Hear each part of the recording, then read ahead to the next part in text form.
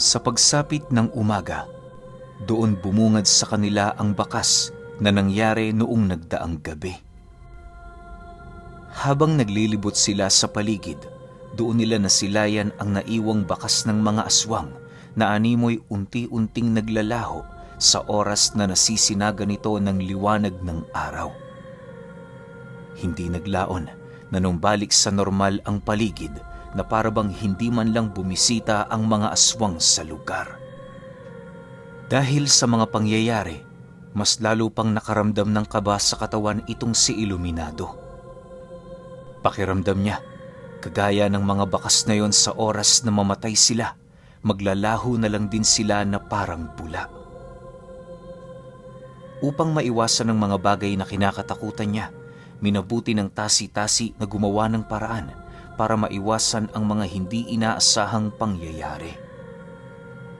Bago sumapit ang takip silim, gumawa ito ng mga pangontra na siya namang ikinalat nito sa paligid. Matapos nitong maisakatuparan ang mga bagay na yon, inilahad nito sa kanya na kinakailangan nila roong maghintay hanggang sa makalipas ang 5 araw. Palugit ito ng pinuno nila upang maipadala ang iilan pa nitong mga mandirigma. Nang marinig naman yon ni Iluminado, doon niya naramdaman ang pagnanasa nitong tulungan sila. Isipin ninyo, umiiwas ang mga tasi-tasi sa pakikipagdigma, pero alang-alang sa kanila, pilit yung nagsasakripisyo. Bago sumapit ang hapon noong mismong araw na yon, minabuti nilang dalawa na tumungo sa sentro para mamili ng kanilang makakain. Kalahati sa ipon ni Iluminado at ng kapitan niya ay ang kanilang ginamit nang sa gayoy magkaroon sila ng sapat na pagkain hanggang sa dumating ang 5 araw. Mahirap para sa kanya na gastusin ito pero wala siyang magagawa. Habang namimili sila sa merkado, pansin na pansin ni Iluminado ang animoy unti-unting pagbabago ng mga taong nagtitinda roon. Pakiramdam niya may mga mali sa mga ito. Sa kasagsaga ng kanilang pagbebenta, kakaiba ang pagtingin nito sa kanilang mga mata. Yung tipong, imbis na magtindayo ng normal, tila bang kakaiba ang pamamaraan nito ng pag-uudyok sa kanila na bumili. Ang labis pang ikinagulat niya, ang iilan sa mga taong nagtitinda ng mga karne ay naglalaway. Ayon sa kasama niyang tasi-tasi, yanggaw na ang mga nilalang na yon. Paniguradong nasa impluwensya na ito ng kapangyarihan ng mga aswang, kung kaya't kinakailangang mag-ingat sila sa mga bagay na kanilang gagawin. Mariin din itong ipinaalala sa kanya, itago niya ng maigi ang ginintoang sinulid nang sa gayoy walang sino man sa mga tao roon ang makakakita. Makalipas pa ang ilang minuto, sa kabutihang palad, nagawa naman nilang makapamili ng ligtas. Purong mga gulay lamang ang kanilang kinuha nang sa gayoy hindi sila basta-bastang malinlang ng kanilang mga kalaban. Sa pagdaan nila Iluminado sa bahay ng kanyang mga kaibigan, mariin naman niya yung binalaan ukol sa mga nangyayari. Alam niya kasi sa kanyang sarili, hindi niya yun maaaring pabayaan dahil ano't anuman ang mangyari sa mga ito, papasanin niya yung kargo de konsensya habang nabubuhay pa siya. Sa pagtalikod ng araw sa kalupaan, doon na din dahan-dahang nagbago ang ihip ng hangin. Sa sobrang kaba noon ni Iluminado, halos hindi na siya makakain. Ultimo konting kaluskos, binibigyan niya na yon ng malalim na kahulugan. Dahil sa kanyang mga nararamdaman, inabisuhan siya ng kanyang kasama na manatili sa sala. Iwasan niya ring ituon sa isang bagay ang kanyang wisyo, bagkus ay gumawa siya ng paraan para malibang ang kanyang sarili. Nang marinig naman yon ni Iluminado, tumangulang naman siya bilang pagsang-ayon. Sa pagsapit ng 7:00 ng gabi, bahagya naman silang natigilan nang makarinig sila ng animoy kung anong bagay na ibinabato sa dingding ng kanilang tahanan. Paulit-ulit ang tunog na yon hanggang sa hindi naglaon nagdesisyon silang sipatin ito. Pagbungad ng mata ni Iluminado sa labas ng kanilang bahay, doon niya nasilayan ang isang babaeng nakatayo, may hawak-hawak na malalapot na putik at meron yung buhok na animoy bumauna sa lupa dahil sa tigas nito. Habang pinagmamasdan nila ang nilalang na yon, unti-unti naman nilang napapansin ang iilang mga pusang paikot-ikot sa labas ng bakuran ng bahay niya. Ilang beses ng mga itong tinangkang pumasok pero hindi yun sapat para malagpasan nila ang depensa na ginawa ng tasi-tasi. Sa pagpapatuloy ng ganoong pangyayari, mas lalong dumami ang mga nilalang na nakisawsaw sa ginagawa ng mga aswang. Bukod sa mga engkanto, meron na din doong makukulit na mga kaluluwang ligaw. Nang hindi na maatim ng tasi-tasi ang pang-iinsulto ng mga ito, nagdesisyon yung lumabas ng bahay para kaharapin ang mga nilalang. Bago nito tuluyang binuksan ang pinto, kabilin-bili na nito kay Iluminado na wag nang sumunod kahit may makita siyang hindi kaaya-aya sa kanyang mga mata. Magpakatatag siya, lalo pat marami pa siyang kahaharaping pagsubok, mailigtas lamang ang gininto ang sinulid laban sa kamay ng masasamang puwersa. Matapos nitong makapagsalita, agad naman yung lumabas bitbit ang punyal nitong gawa sa buhay na bato. Dala ng pag-aalala ni Iluminado, ni konting pagkurap ay hindi niya ginawa, masubaybayan lamang ang gagawin ng tasi-tasi. Sa pagdating nito sa pintuan ng bakod nila, paisa-isa namang nagsilitawan ang mga nilalang.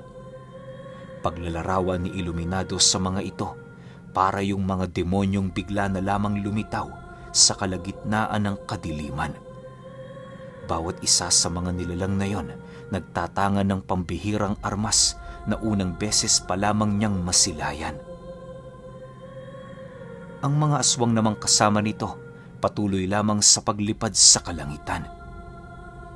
Hindi naglaon, dumating na din ang kanyang mga kababaryo na nasa impluwensya ng Yanggaw. Meron yung bitbit na mga sulo at sa bawat paglakad ng mga ito, sinasambit nito ang pangalan ng tribo. Paglapit ng mga taong yon sa harapan ng kanilang bahay, puwersahan naman itong binuksan ang pinto. Alam ng kanyang kasama na hindi na yon saklaw ng mga pangontrang ginawa nila, kung kaya't napilitan yung bumalik sa loob ng bahay. Sa mga oras na yon, wala na silang pagpipilian kundi ang tumakas patungong gubat. Hindi na sila nagdalawang isip na gawin ito, lalo pat alam nila sa kanilang mga sarili na yun na lamang ang nag-iisang paraan para mailigtas ang kanilang mga buhay. Maya-maya pa, pagdating nila sa kakahuyan, halos wala na silang masilayan. Bagaman napakadilim ng paligid, nagpatuloy lamang sila sa pananakbo at hindi alintana ang direksyon na kanilang tinutungo. Pakiramdam noon ni Iluminado, panaginip lamang ang mga bagay na yon sa kadahilan ng unang beses niya yung naranasan. Ramdam niyang nagkakasugat-sugat na ang kanyang mga paa, pero ni katiting na kirot at hapdi, wala siyang nararamdaman. Makalipas pa ang ilang minuto, nang mapansin nilang hindi na sila sinusundan ng mga nilalang, minabuti nilang humanap ng isang malaking puno para magtago. Habang nakakubli silang dalawa sa lugar na yon, kitang-kita nila ang malalapad na pakpak ng mga aswang na paikot-ikot sa kalangitan. Hindi naman nila yon gaanong pinansin, gawa ng alam nilang hindi ito ang kanilang problema, bagkus ay ang mga kasama nitong naghahanap sa kanila sa lupa. Dahil sa mga pangyayaring yon, nanatili sila sa ilalim ng puno hanggang sa mag-umaga. Lumipas ang gabing yon, wala namang nangyari sa kanila. Sa pagliwanag ng paligid, doon nila napagtanto na milya-milya pala ang kanilang natakbo magmula sa baryo nila Iluminado. Hindi na din siya noon gaanong nakakatayo ng tuwid sa kadahilanang nagkalat sa kanyang dapa-dapa ang mga sanga ng tipak ng kahoy na bumaon sa talampakan niya. Dahil sa mga nangyari, halos inabot naman sila ng tanghali bago makaalis sa lugar na yon. Nang medyo bumuti na ang kanyang pakiramdam, minabuti nilang dalawa na bumalik sa baryo. Hindi sila bumalik para manatili, bagkus ay kukuha lamang sila ng iilang mga gamit upang maging matiwasay ang kanilang pag-alis. Sa pagdating nila sa bahay ni Iluminado, laking gulat na lamang nila nang masipat nila roon ang mga nilalang nakawangis nilang dalawa. Abala yon sa pag-aayos ng kanilang mga gulay na itinanim na parabang pilit nitong ginagaya ang mga nakahiligan nilang gawin. Sa pagpasok nila sa loob, nakapagtatakang hindi naman sila nito sinisita kahit halos magkasalubong na silang apat. Ayon sa tasi-tasi, marahil ay panlalaro yun ng mga aswang upang hindi maalarma ang mga naiwan niya roong kaibigan. Huwag kang mag-alala. Walang panganib sa mga yan. Bilis-bilisan mo na. Kunin mo na ang mga gamit mo na iyong kinakailangan. Nang marinig naman ni Iluminado ang sinabi nito, agad naman niyang kinuha ang mga bagay na kanyang kinakailangan. Mga damit, pagkain, pera at kung ano-ano pa na maaari nilang mapakinabangan sa kanilang paglalakbay. Matapos nila itong mailigpit, bahagya naman silang natigilan nang mapansin nila ang iilang mga panauhin na nagmamasid sa labas ng bahay. Pagsilay nila sa siwang ng dingding, pumungad sa kanila ang kanyang mga kababaryo na nanlilisik ang mga matang nagmamasid sa paligid. Hindi na nila ito gaanong pinansin, gawa ng ayon sa tasi-tasi, wala naman yung magagawa para sila'y saktan. Makalipas pa ang ilang minuto, agad naman silang umalis sa lugar nang hindi nagpapaalam sa kahit na sino. Bago nilisan ni Iluminado ang kanilang tahanan, inipit niya sa higaan ng kanilang kapitan ang isang mensaheng naglalahad ng pasasalamat sa kanyang mga kaibigan. Matapos siyan, lakas loob na niyang tinahak ang daan patungo sa bago niyang buhay. Mahirap man para sa kanya na lisanin ang kinagisnan niyang lugar, wala siyang magagawa sapagkat malaki ang responsibilidad na kanyang ginagampanan. Sa pagdaan ng isang linggo, natagpuan nila ang kanilang mga sarili sa ilalim ng isang burol kung saan nakaharap sa isang malapad na palayan. Nagtayo sila roon ng kubo para naman kahit papaano magkaroon sila ng masisilungan sa mga araw ng tag-ulan. Habang payapa sila roong naninirahan, naging abala naman ang tasi-tasi sa pagpapadala ng mensahe sa tribo nito. 3 araw yung nag-ayuno nang sa gayoy masigurong malinis ang budhi nito upang hindi maligaw ang mensaheng hangad nitong ipadala sa kanyang mga katribo. Sa pamamagitan ng 3 araw na pananalangin, nagkaroon niyo ng lakas upang gumawa ng ritual na siyang magdadala ng mensahe. Sa pamamagitan ng usok na nagmumula sa mga nasusunog na mga halamang gamot, doon ibinulong ng katutubo ang mga nais nitong sabihin sa kanyang mga kadugo.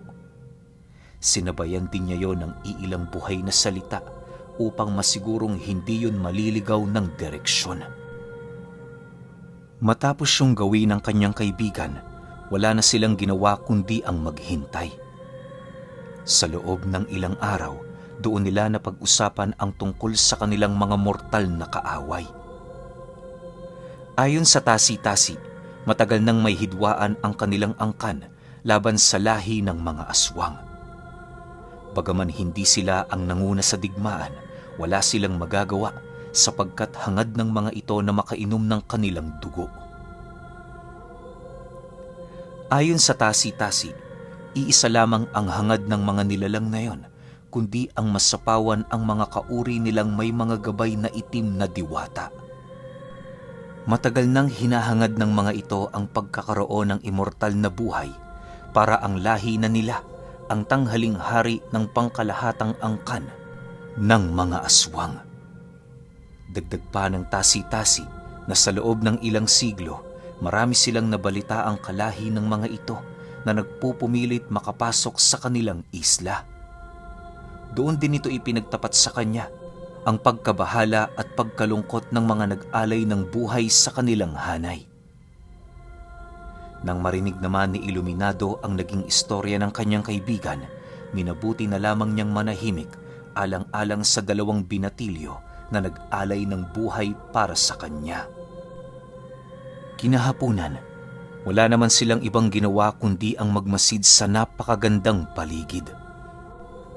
Kahit papaano, unti-unti na ring nawawala sa kanilang mga isipan ang tungkol sa panganib na daladala ng mga aswang na humahabol sa kanila. Bagaman mapayapa na sila sa lugar na yon, hindi pa rin nagpakakampante ang kaibigan niya, lalo pat alam nito sa kanyang sarili na pansamantala lamang ang katahimikan na kanilang tinatamasa sa lugar. Sa pagdating ng araw na kanilang pinakahinihintay, doon nila nasilayan ang 5 tasi-tasi na kampanting naglalakad sa gilid ng palayan. Pagpasok nito sa kanilang tahanan, agad naman yung nagpakita ng respeto sa kanilang dalawa. Habang nagpapahinga ang mga ito, inilahad nito sa kanila ang kasalukuyang nagaganap sa baryong una nilang pinuntahan. Ayon sa pinuno ng mga mandirigma, nakita nila sa lugar na yon ang unti-unting paglaganap ng lahi ng mga aswang. Ang mga ordinaryong tao doong naninirahan, lubos nang naaapektuhan dahil sa pagbalot ng kakaibang karamdaman sa kanilang mga katawan.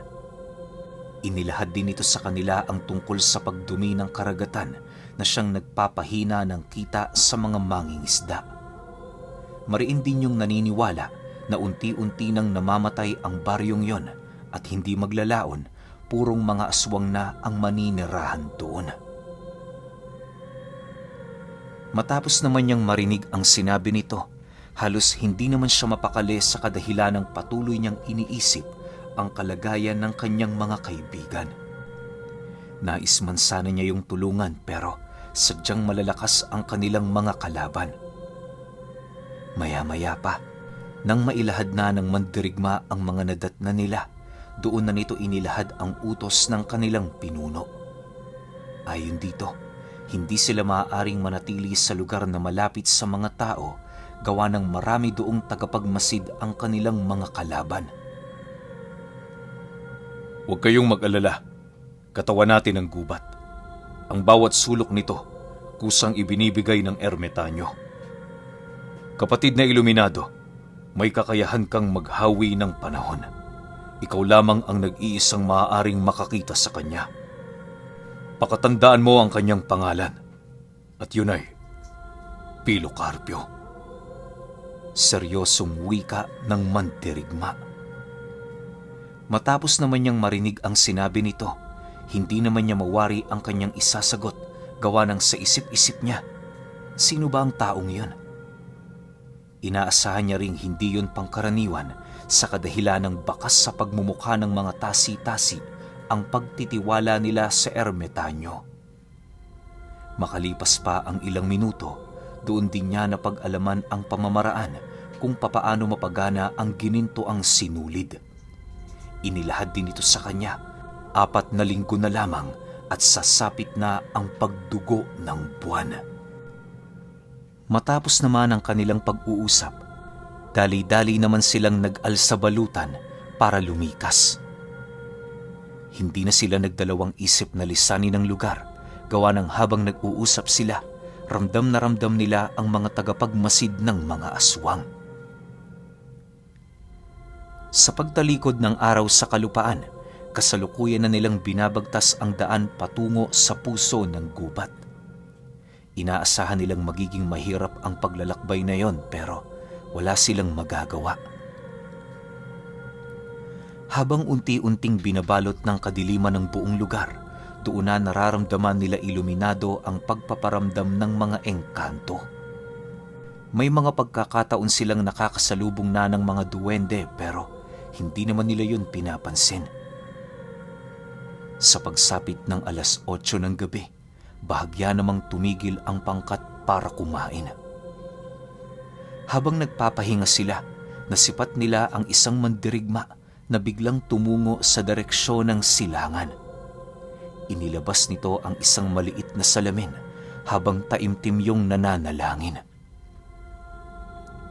Nang mapansin naman siya ng isang tasi-tasi, agad naman itong lumapit sa kanya para maipaliwanag ang ginagawa ng kasama nila.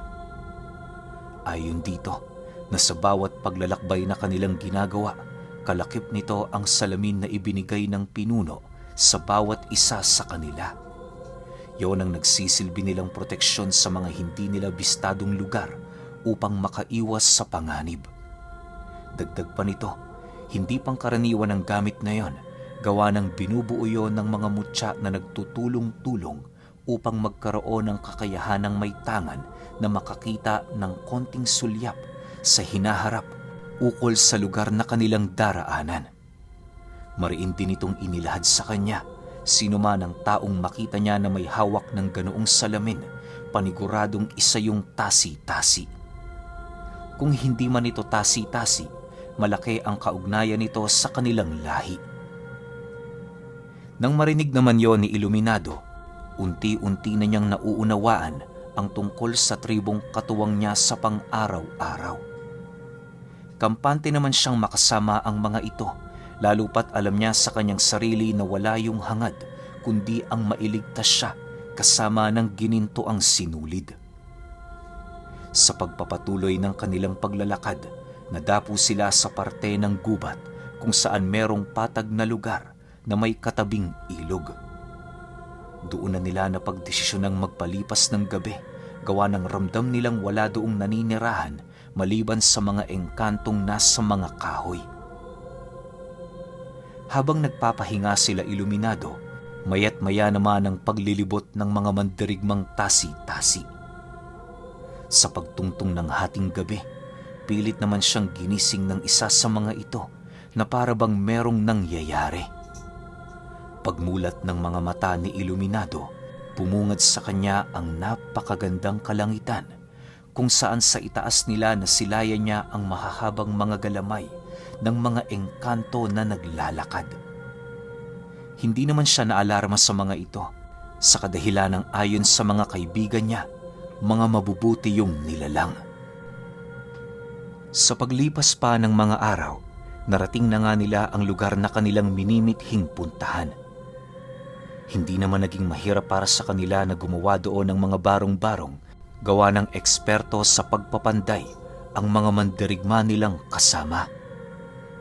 Sa bilis nitong magtrabaho, isang araw lang ang dumaan, nakagawa na yon ng 3 kubo.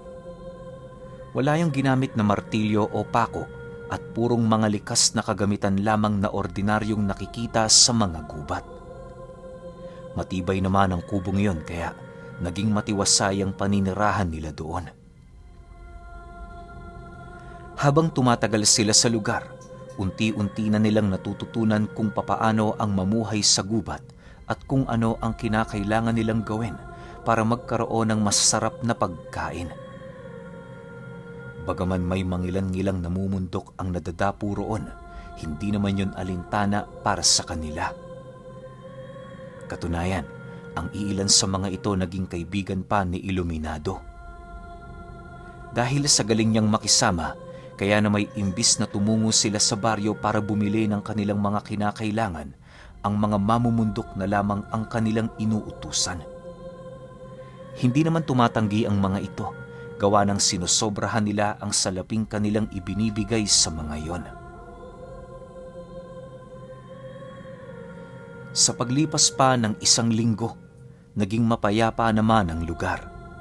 Patuloy pa rin silang nakikipagsalamuha sa mga mamumundok bilang pagpapakita ng pakikisama sa mga ito. Minsan kapag wala silang trabaho kinabukasan, inaanyayahan nila yung manatili sa kanilang lugar para mag-inuman. Hindi naman yung tinatanggihan ng mga mamumundok, gawa ng bihira lamang itong makatikim ng alak. Isang gabi, habang masaya silang nag-iinuman, inilahad nito sa kanila ang tungkol sa isang panauhin na naghahanap ng lalaki na halos kahawig ni Iluminado ang deskripsyong ibinahagi. Dahil sa hindi naman nila yon kilala, kung kaya't minabuti nilang tumanggi sa takot na baka ang taong yon ay merong masamang pakay. Hindi pa man yun natatapos sa pagkukwento, bigla naman yung pinatahimik ng mga mandirigmang tasi-tasi sa kadahilanang nakaramdam ito ng kakaibang simoy sa paligid. Hindi naglaon, doon nila nasilayan ang isang matandang babaeng nakangisi, may daladalang tungkod at pinalilibutan ng mga kakaibang insekto sa katawan. Okay, ito yung sinasabi ko sa inyo eh. Merong mababanggit na mga tao. Pero sa eksena na to, sa episode na to, isa pa lang yung binabanggit eh. Tapos pinapahanap sa kanya.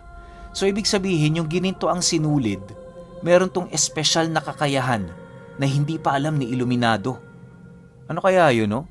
Pero sige, para wala tayong isipan ng kung ano-ano, sunod din kaagad natin yung 4. Yun lang. Hanggang sa susunod na kwento. Salamat.